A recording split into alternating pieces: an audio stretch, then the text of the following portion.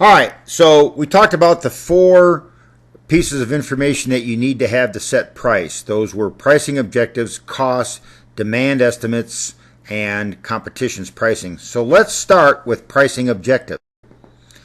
There are a number of pricing objectives, and your book talks about a number of those. The first one that the book talks about is profit maximization. For many companies, they want to set price at a point at which profits are maximized. That is, a price at which their profit, that is, their revenues minus their costs, are at the highest point. Okay, if you set price too low, your profit isn't maximized, and if you set your profit too high, your profit's not maximized. And so many companies are interested in profit maximization. This also goes back to that concept of maximizing shareholders' wealth. Another pricing objective might be revenue maximization. And companies might focus on revenue maximization because they are in a situation where they need more cash. They need more of a cash flow. And so for them, the goal would be to make sure that they maximize their revenue. Now, the price at which revenue is maximized is typically lower than the price at which profit is maximized. The only time that this is different would be if there were no variable costs. The third approach is a market penetration objective. A market penetration objective would be setting price so that I get as much market share as possible. Of course, this would require that I set price something relatively close to the variable cost of the product. And there are some other pricing objectives. Your book added 3 more pricing objectives that at least ought to be discussed because they might show up on an exam.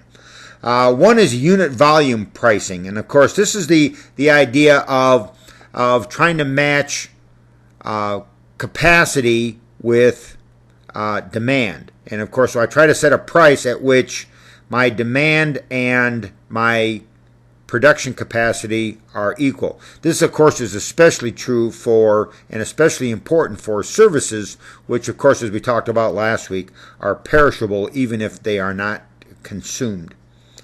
The second approach is called a survival approach, right? So this is a situation where a company is in dire need of generating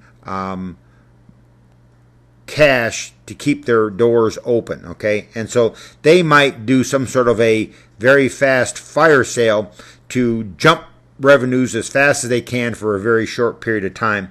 This is called a survival approach. Of course, the idea behind this is minimize costs, maximize any potential revenues. And then the third approach might be a social responsibility objective. This comes into play for people like drug companies who could charge, in some cases, almost anything for a new drug.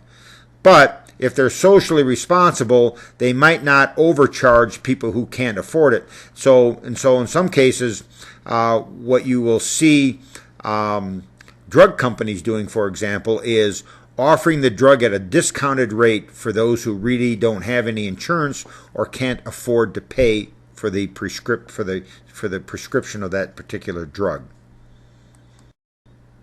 Here's a little pricing example that shows 3 different prices, one of which maximizes revenue, profits, and market penetration or market share. Okay, and this is just a very simple example. So my demand is either at $50, my demand is 100 units. At $40, it goes up to 150 units, and at $33, it goes up to 170 units.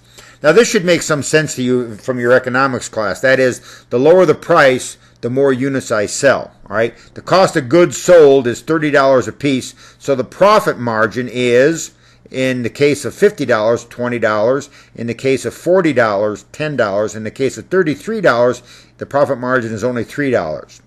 Now, in terms of revenue, the $40 price maximizes my revenue.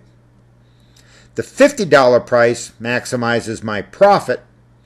And the $33 price maximizes my units sold. That is 170 units. So you can see by this example that different prices will result as a result of what the pricing objective might be. This is why pricing objectives are so important. And you can work through the numbers on this table and you'll see that they are correct.